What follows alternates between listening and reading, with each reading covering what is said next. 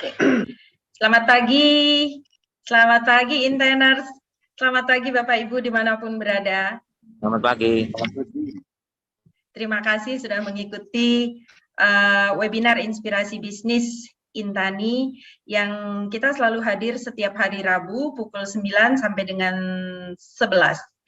Hari ini tanggal 7 Desember 2021 adalah seri webinar Inspirasi Bisnis yang ke-49. Tidak terasa kita sudah 1 tahun bersama. Kami sudah 1 tahun menggelar acara webinar Inspirasi Bisnis Intani ini, yaitu tepatnya tanggal 25 November 2020. Saat itu adalah mengisi, kita tidak bisa melakukan seminar secara offline, dan untuk mengisi itu kita lakukan webinar melalui Zoom. Alhamdulillah hari ini adalah seri ke-47. Nanti kita akan banyak bincang-bincang yang hari ini kebetulan tentang Kapulaga. Jadi memang di Desember ini saya ingin mengangkat tentang rempah, karena Indonesia kaya akan rempah. Dan mulai awal Desember kemarin, tepat tanggal 1, kita membahas tentang vanila. Hari ini tanggal 7, kita membahas tentang Kapulaga. Terima kasih sudah hadir semua untuk mengikuti webinar Inspirasi Bisnis ini. Saya, Ila Failani, hari ini akan memandu webinar ini sampai pukul 11 nanti siang. Dan sebelum memulai acara, marilah kita panjatkan puji syukur kehadirat Allah Subhanahu wa Ta'ala, Tuhan yang Maha Kuasa, karena atas berkatnya lah kita hari ini bisa berkumpul kembali, kita sehat, kita bersama saling sharing tentang pertanian di webinar Inspirasi Bisnis Intani ini, dan semoga webinar ini dapat bermanfaat dan lancar sampai selesai. Saya sebagai Muslim membuka acara ini dengan mengucapkan basmalah. Bismillahirrahmanirrahim. Dan seperti biasa, pembuka acara, mari kita ikuti tayangan berikut ini.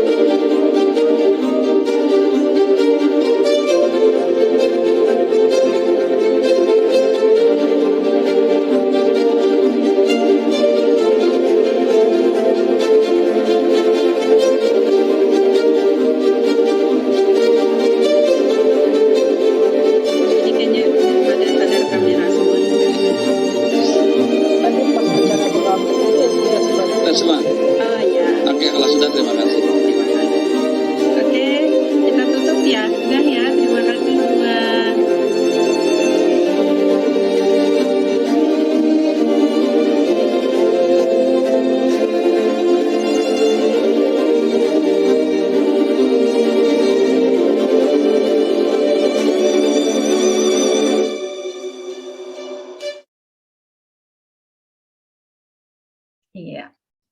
Assalamualaikum warahmatullahi wabarakatuh. Bapak Ibu, Intener peserta webinar dimanapun berada, hari ini 7 Desember 2021, webinar Inspirasi Bisnis Intani seri ke-49. Tema kita kali ini adalah tentang rempah dengan judul Jaga Kualitas Kapulaga Agar Harga Tetap Teratas. Telah hadir tokoh inspiratif kita hari ini, Bapak Sodirin, dari petani Kapulaga dari Desa Sambirata, Kecamatan Cilongok, Banyumas, Jawa Tengah. Selamat pagi, Pak Sodirin. Selamat pagi, Bu Lina. Ya, terima kasih Pak sudah hadir menyempatkan waktu di sela sibuknya di lahan pertaniannya dan bersama kelompok taninya ya Pak ya. Terima kasih sudah menyempatkan diri untuk berbagi dalam webinar Inspirasi Bisnis Intani pagi hari ini. Pagi hari ini seperti biasa selalu mengawal kita adalah Bapak Guntur Subagja Mahardika Ketua Umum Intani. Selamat pagi Mas Guntur. Selamat pagi Mbak Ila, selamat pagi Mas Sodirin, dan salam buat rekan-rekan Intaners yang hadir di Forum Inspirasi Bisnis Intani hari ini. Iya, Mas Guntur ini pagi-pagi ini sudah berada di Salemba. Banyak sekali memang tugas yang tengah diemban oleh Ketua Umum Intani ini. Saat ini Mas Guntur juga dipercaya sebagai asisten staf khusus Wakil Presiden Republik Indonesia. Tentunya dari sini banyak sekali hal-hal yang bisa dicatat oleh Pak Guntur untuk dijadikan masukan di pemerintahan. Kemudian Pak Guntur juga kebetulan hari ini sedang berada di Salemba ya, di ruang CSPS, karena Pak Guntur sebagai Ketua CSPS, nanti Pak Guntur deh yang menjelaskan tentang itu, dari Universitas Indonesia. Gitu. Dan langsung saja kita mulai webinar hari ini dengan sambutan pengantar dari Ketua Umum Intani Bapak Guntur Subagja Mahardika. Silakan Mas Guntur. Baik, terima kasih Mbak Ila, ini moderator kita yang luar biasa. Setiap minggu memimpin beberapa diskusi kita, dan ini menjadi inspirasi buat kita semua. Hari ini kita kedatangan tamu istimewa tentunya, Pak Sodirin dari Banyumas ini. Ini satu kampung dengan Pak Prabowo kayak ini Pak Sodirin ini ya. Selamat pagi ya Pak Sodirin. Selamat pagi Pak. Ya, salam kenal. Saya Guntur. Kebetulan memang selain Ketua Umum Insan Tani dan Nelayan Indonesia, saya juga saat ini sedang mengemban amanah membantu Pak Wapres di tim ekonomi, di tim staf khusus ekonomi dan keuangan. Kemudian saya juga memimpin lembaga kajian strategik ya, ini di UI namanya Center for Strategic Policy Studies, Sekolah Kajian Strategik dan Global Universitas Indonesia, dan juga menjadi pembina di Insan Pariwisata Indonesia. Nah, sektor pertanian buat kami merupakan sesuatu yang menjadi concern khusus karena ini adalah kekuatan ekonomi nasional dan juga mata pencaharian sebagian besar rakyat Indonesia. Jadi ini sangat concern bagaimana pertanian ini bisa berkembang dan bagaimana kita bisa menjadikan sektor pertanian dalam arti luas termasuk peternakan dan perikanan lokomotif bagi perekonomian nasional. 60% penduduk Indonesia mata pencahariannya adalah di sektor pertanian. Nah, hari ini Pak Sodirin ya, maaf, D ya, bukan D ya. D ya Pak Sodirin akan menginspirasi kita terkait dengan kapulaga. Mungkin ini nama yang sebagian orang tahu namanya, tapi bentuknya mungkin belum tentu tahu seperti apa, gitu kan. Nah, saya menyambung dari apa yang saya sampaikan di pertemuan sebelumnya ketika kita membahas vanila. Memang Indonesia ini dikenal selama ini ratusan tahun gitu ya, dalam dua hal. Satu adalah sebagai negara yang punya kekayaan rempah yang sangat besar. Makanya kita di rempah ini termasuk dalam bagiannya jalur sutranya Cina ini. Itu kan. Jadi dulu tuh jalur sutra ini jalur perdagangan rempah yang dari Asia sampai ke Eropa sana. Jadi ini Indonesia sih yang sangat strategis. Nah, rempah-rempah ini menjadi satu kekuatan kita dari dulu. Nah, kedua, kita punya kekuatan lain yang juga tidak banyak dimiliki negara lain adalah sebagai negara produsen buah tropika Nusantara, karena ragam buah ini sangat banyak. Nah, pekan ini kita akan membahas soal rempah. Jadi menutup akhir 2021, Mbak Ila sudah merancang tema-temanya terkait rempah ini kan, supaya apa? Supaya kita bisa kembali mengingatkan bahwa ini ada potensi besar yang bisa kita kembangkan. Mungkin teman-teman kalau di Agustusan suka naik panjat pinang, tapi belum pernah tahu mungkin pinangnya itu seperti apa. Nah, ini di forum kita ini kita ulas sama-sama ini. Generasi milenial belum tentu mau, termasuk kapulaga. Kapulaga ini adalah satu komoditas rempah yang biasanya digunakan untuk aroma, rasa gitu ya, dan penyedap lah, penyedap untuk makanan-makanan yang justru makanannya makanan yang variasi bumbunya sangat banyak. Makanya kapulaga ini banyak digunakan di beberapa negara seperti Indonesia. Ini di tiap daerah kan memang menggunakan beragam bumbu masak. Kemudian di negara-negara seperti Pakistan, India gitu kan. Kemudian sebagian di negara Timur Tengah karena ini memang satu komoditas yang sangat memberikan rasa utama ya, dalam satunya adanya adalah di Indonesia. Jadi nggak banyak negara yang bisa memproduksi kapulaga. Itu ada Indonesia, ada India, Pakistan, Bangladesh, dan negara-negara tetangganya. Nah, sekarang seiring dengan perkembangan industri, di mana sektor pertanian tidak hanya sekedar menjadi sumber untuk food ya, sumber untuk makanan, tapi juga menjadi sumber bahan baku untuk farmasi, obat-obatan. Nah, kapulaga termasuk bagian dari itu juga. Jadi kapulaga itu termasuk salah satu bahan-bahan dan juga bahan baku untuk industri farmasi yang berbasis herbal. Apalagi di tengah di tengah pandemi COVID, kebutuhan akan industri farmasi herbal ya untuk meningkatkan daya tahan tubuh, untuk antisipasi berbagai terhadap virus ya, ketahanan terhadap virus ini semakin besar, sehingga potensi rempah itu akan menjadi terbuka lebar. Saya di beberapa forum menyampaikan ketika kita sektor pertanian, kita sebenarnya tidak hanya, saya membagi ada 4 ya, sektor pertanian ini bisa berdampak terhadap kegiatan ekonomi lainnya. Pertama adalah sektor pertanian sebagai industri komoditas pangan. Nah, kedua adalah sektor pertanian itu juga menjadi sektor industri komoditas yang saya tadi sampaikan, farmasi. Nah, ketiga, sektor pertanian juga menjadi industri beauty industry, itu kosmetika.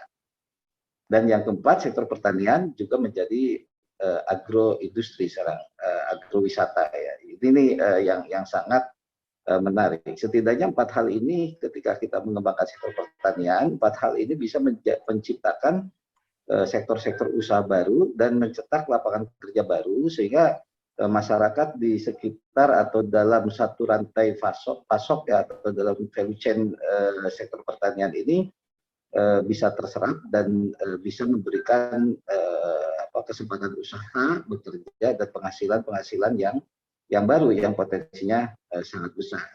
Nah, Intani sangat concern untuk mengangkat isu-isu ini.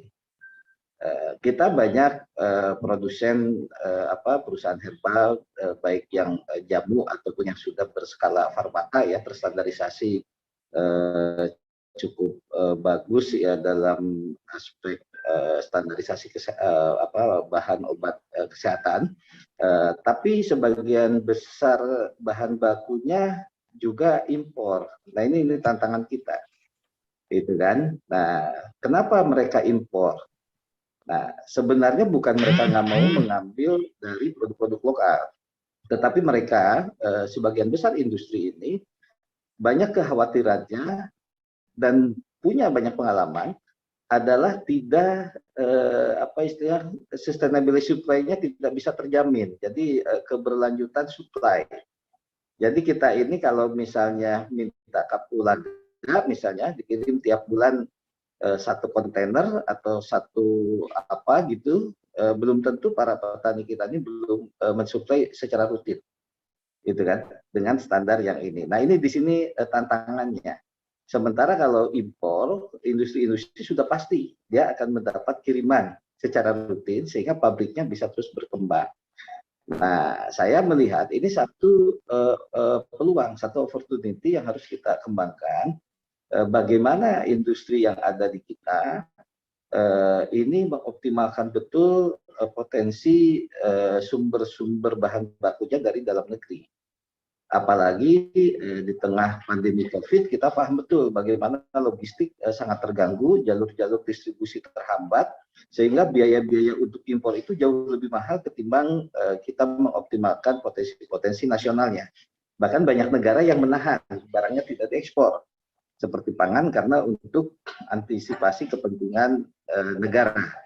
Nah, kapulaga termasuk salah satu komoditas unggulan Indonesia yang sebetulnya ini sudah sangat lama ya menjadi pemanfaatannya untuk kehidupan masyarakat, baik itu dalam kebutuhan pangan maupun dalam hal-hal lainnya dari sektor kapulaga. Nah, Indonesia sebetulnya punya potensi dan punya sumber daya, baik itu sumber daya alam maupun sumber daya manusia, gitu kan, untuk mengembangkan kapulaga ini. Tapi ketika saya sudah ketemu beberapa industri, ketika ditanya, Mas bisa suplai kapulaga nggak anggota-anggota ITA nih? Saya cari ke beberapa anggota, ya sangat sedikit yang mengembangkan pertanian di sektor kapulaga. Bahkan ketika diminta suplai, waduh saya belum bisa sekarang, baru nunggu panen dan lain-lain. Nah, ini nanti Mas Sodirin Firdaus ini bisa sharing, dan bagaimana Mas Sodirin yang masih sangat muda, ini anak muda ini, yang milenial, ya, mengembangkan kapulaga dan melibatkan masyarakat. Karena kapulaga tidak seperti kita menanam sayur mayur atau menanam tanaman-tanaman pangan. Ini hampir sama dengan menanam paneli ini ya, adanya biasanya di tengah-tengah hutan gitu ya Mas Sodirin, gitu kan. Walaupun mungkin sekarang dengan teknologi sekarang ada juga dikembangkan secara budidaya khusus gitu kan.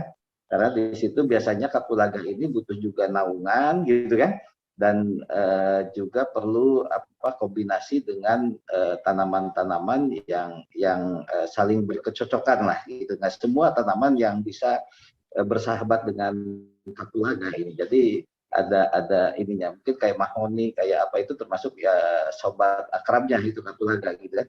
Itu. Nah, potensi-potensi inilah yang sebenarnya perlu kita terus kembangkan, dan Intani dalam fungsinya sebagai connecting people gitu kan, kita menghubungkan potensi-potensi ini dengan berbagai pemangku kepentingan lain. Pertama pasar, misalnya ada satu industri yang pernah kita komunikasi pun sama, mereka meminta komoditas apa yang dimiliki bisa suplai ke kami, tapi harus rutin, syaratnya rutin gitu kan. Nanti Mas Sodirin udah menjadi pensuplai ke salah satu perusahaan industri herbal yang sangat besar, jadi dan ekspor ya, ini juga bisa menjadi inspirasi buat yang lain-lainnya. Nah, kedua juga barusan saya sebelum webinar ini japrian juga dengan salah seorang pengusaha yang memang punya market ke Timur Tengah, Ibu Amalia Abdullah. Mudah-mudahan sudah bergabung. Tadi Ibu Amalia mau bergabung di forum ini gitu kan. Itu Nah, Bu Amalia juga nanti bisa membukakan akses market ya, terutama di sektor-sektor pasar di wilayah yang selama ini beliau kembangkan. Kebetulan beliau selain pengusaha juga ketua pengurus di komite ekspornya masyarakat ekonomi syariah yang dipimpin Pak Erick Thohir. Nah, ini bisa menjadi salah satu peluang. Nah, yang lainnya kita memang harus mengembangkan satu bisnis model yang bisa menjadi satu ekosistem di mana industri atau komoditas pertanian ini bisa juga disupport oleh sub ekosistem lainnya. Tadi satu misalnya di pasar, kedua tentu di teknologi, baik itu teknologi dalam arti hardware maupun di bioteknologi, ini yang ini. Nah, kemudian di sektor keuangan, seperti kemarin Panila misalnya, seringkali para petani ini tidak sabar untuk panen, padahal dia nunggu 3 bulan lagi mendapatkan vanila tua yang harganya lebih besar, lebih mahal gitu kan, tapi dia terpaksa harus memanen di usia 5 bulan.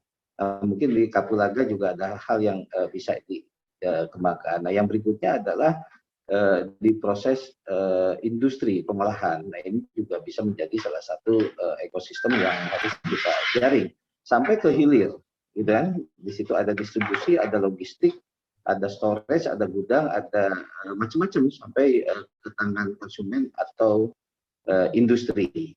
Nah, jadi Intani akan masuk di sana. Jadi bagaimana kita mengkonekkan semua lini, semua potensi menjadi satu kekuatan ekonomi yang tujuan kita adalah bagaimana kita bisa meningkatkan kesejahteraan petani dan nelayan, karena kita memang concern di pertanian dan perikanan, termasuk peternakan di dalamnya.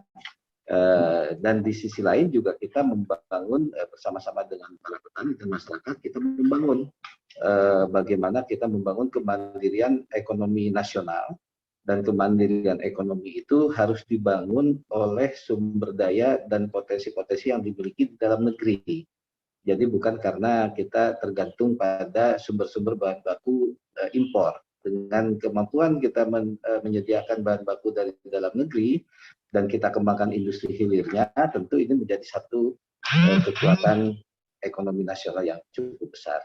Mungkin itu Mbak Ila beberapa catatan dan pengantar dari saya untuk diskusi hari ini. Tentu nanti inspirasi yang istimewa akan kita dapatkan dari Mas Sodirin Firdaus Kridoyono, ya. Kridoyono ini dari Banyumas, dan Banyumas ini satu wilayah yang sebetulnya banyak memiliki sejarah dalam banyak hal ini. Itu di kawasan Banyumas itu juga lahir industri keuangan yang pertama dulu. BRI itu di sekitar situ lahirnya, artinya dalam lembaga keuangan yang lahir dari koperasi masjid dulu, gitu kan. Nah, ini mudah-mudahan Mas Sodirin bisa sharing ke anggota-anggota Intani dan juga para hadirin yang hadir dalam forum ini. Kami persilahkan Mbak Ila dilanjutkan. Ya, oke. Terima kasih berbagi informasinya hari ini. Dan betul sekali, belum apa-apa sudah ada yang bertanya nih, apakah kapulaga itu sama dengan lengkuas? Katanya. Ternyata memang kita pernah dengar nama, tapi ternyata kita belum lihat bentuknya seperti apa. Seperti tadi yang disampaikan oleh Pak Guntur. Dan kemudian tadi disampaikan juga bahwa Intani webinar inspirasi bisnis ini adalah sebagai connecting people, yang menyambungkan yang belum tersambung, menghubungkan yang belum tersambung, dan memperkuat hubungan yang sudah terhubung.